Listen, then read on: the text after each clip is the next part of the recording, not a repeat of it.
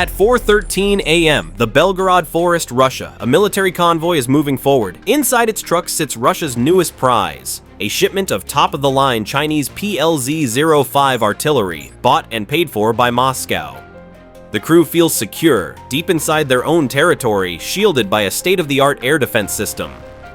They have no idea that a silent, invisible eye has been tracking their every move from 10,000 feet. Suddenly, that air defense system, a Tor M2, screams to life.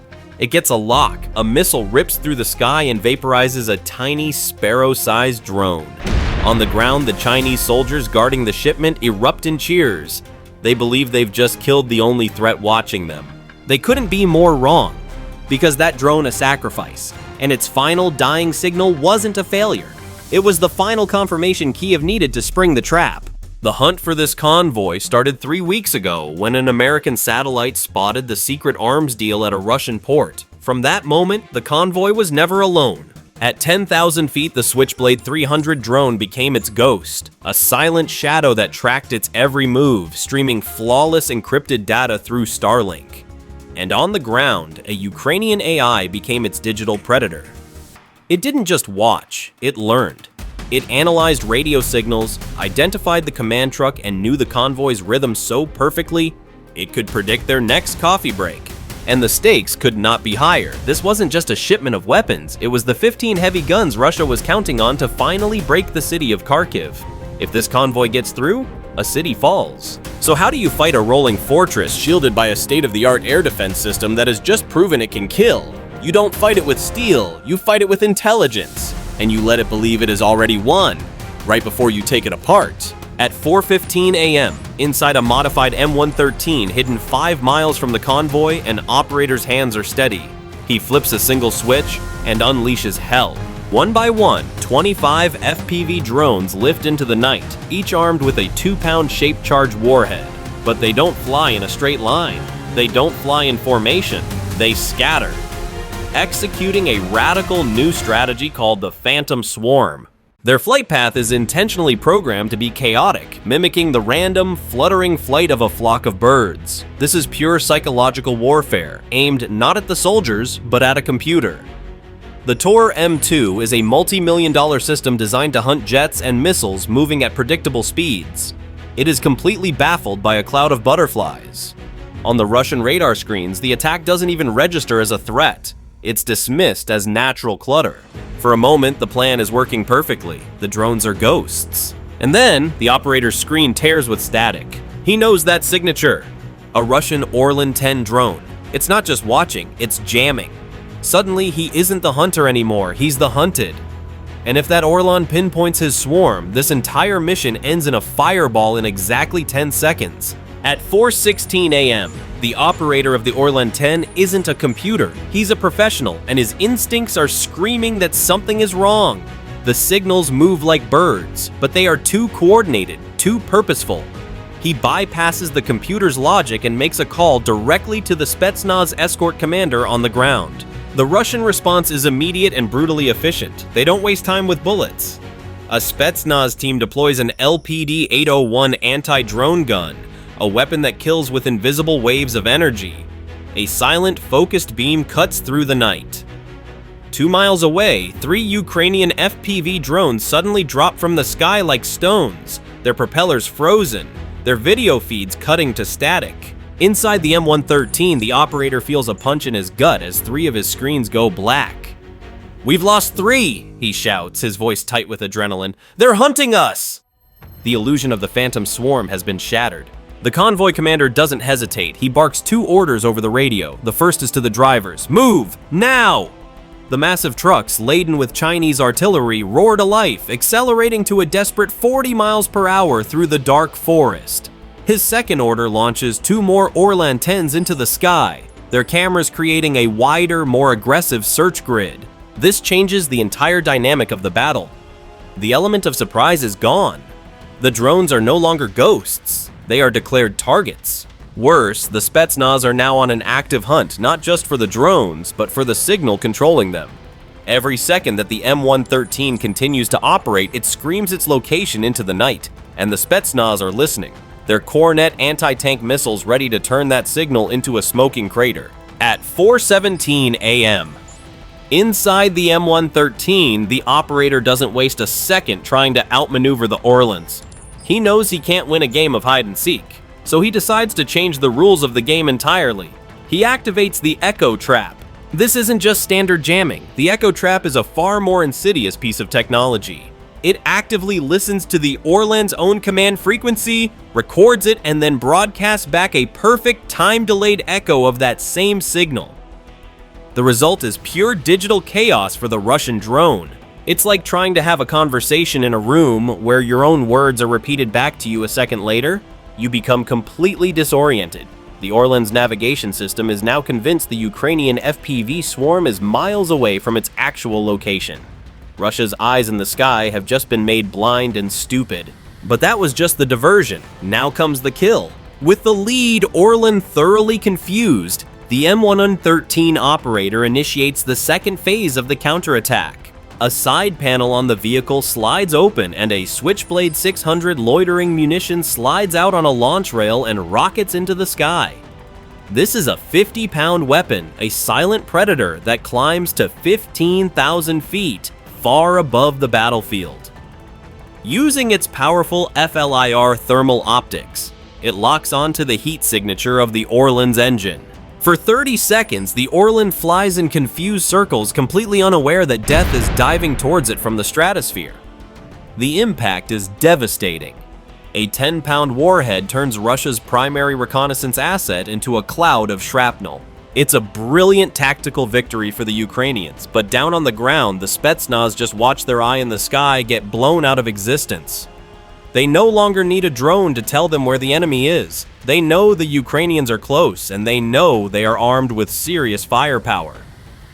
The hunt is over. Now they are simply preparing for a kill, their Cornet missile launchers aimed into the darkness, waiting for any sign of movement. At 4:18 a.m., the Spetsnaz commander on the ground is now effectively blind, and he is furious. He just watched his primary eye in the sky get vaporized by an enemy he can't see. He doesn't respond by sending another fragile drone. He calls in a monster. From a nearby airbase, a Ka-52 Alligator attack helicopter lifts into the sky. This isn't a scout, it's a 12-ton Predator, a flying tank hunter armed with Viker missiles that can kill from 7 miles away. Its mission is simple: find the source of the attack and erase it from existence. The Alligator doesn't need to search for long. Its powerful thermal imaging system cuts through the darkness and the forest canopy. Looking for one thing the M113 cannot hide: the heat from its engine.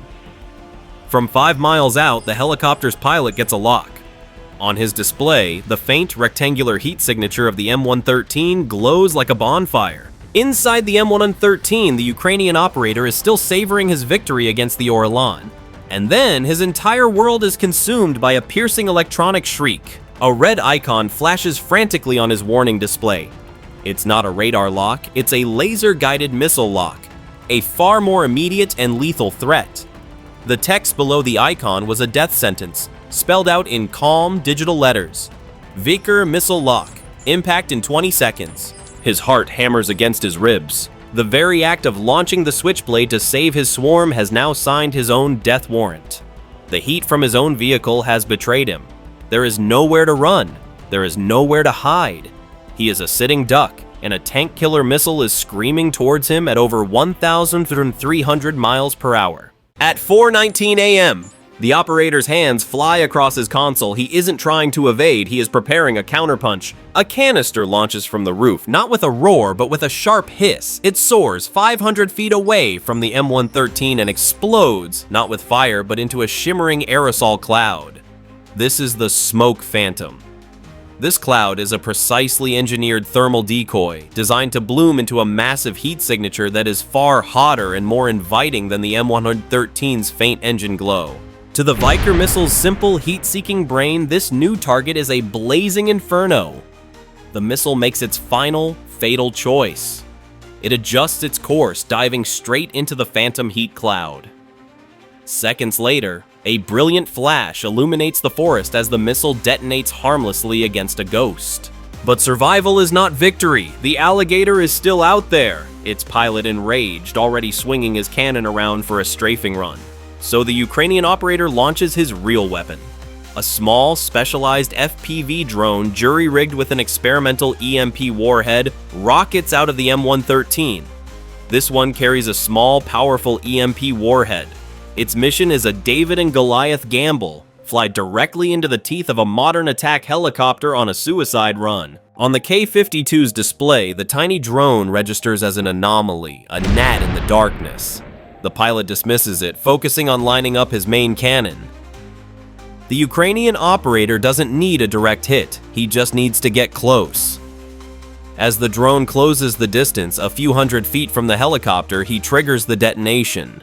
Inside the K-52's cockpit, the world dies. Not with a bang, but with a silent digital scream. A wave of pure electromagnetic energy washes over the helicopter, and every screen flashes a cascade of green and red gibberish, then goes black. The advanced weapon systems, the targeting computer, the navigation, all of it is instantly fried. The pilot is now flying a 12-ton brick in total darkness, his billion-ruble war machine rendered useless by a homemade drone. He does the only thing he can. He turns his crippled machine around and limps back to base.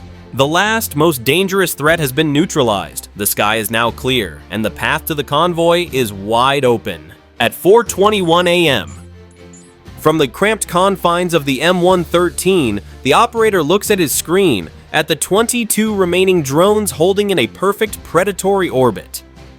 He takes a breath and presses the final authorization. It's as if a switch has been flipped on the laws of physics. The entire swarm collapses inward and dives. 22 drones screaming towards the Earth at 120 miles per hour, their guidance systems locked onto the one place a truck is most vulnerable, its fuel tank. The first impact isn't a dull thud, but a sharp metallic crack as a 2-pound shaped charge hits the 0.4-inch steel plate of the lead truck. For a microsecond, there's nothing. Then, a blinding white flash erupts from the side of the truck, instantly followed by the deep, guttural boom of 600 gallons of diesel fuel detonating.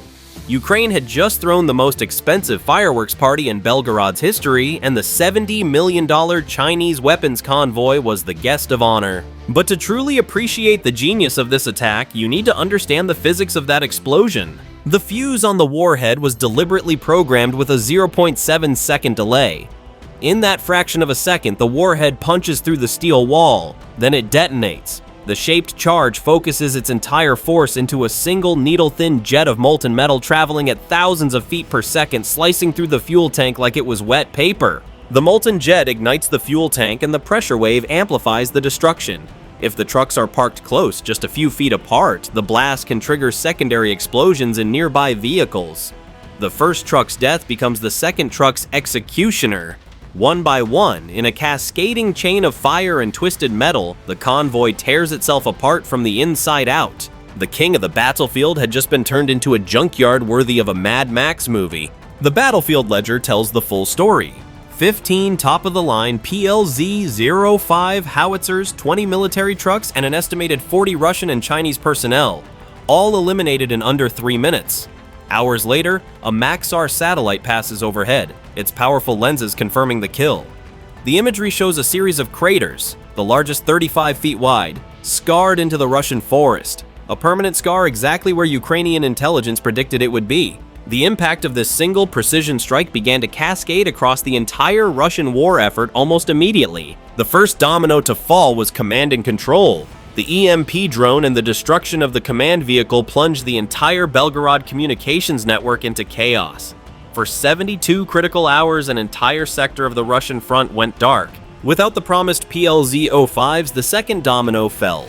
Russia's artillery advantage at Kharkiv vanished overnight. Ukrainian forces, no longer facing the threat of overwhelming counter-battery fire, seized the initiative. The third domino was fear. In Moscow, commanders began to quietly question the reliability of their new Chinese hardware. The invincible weapon had been turned into scrap metal before it ever fired a shot. If you enjoyed this breakdown of how modern warfare is really fought, do us a favor and hit that like button. Share this video to show how ingenuity can defeat a superpower. And of course, subscribe and turn on notifications so you don't miss the next operation.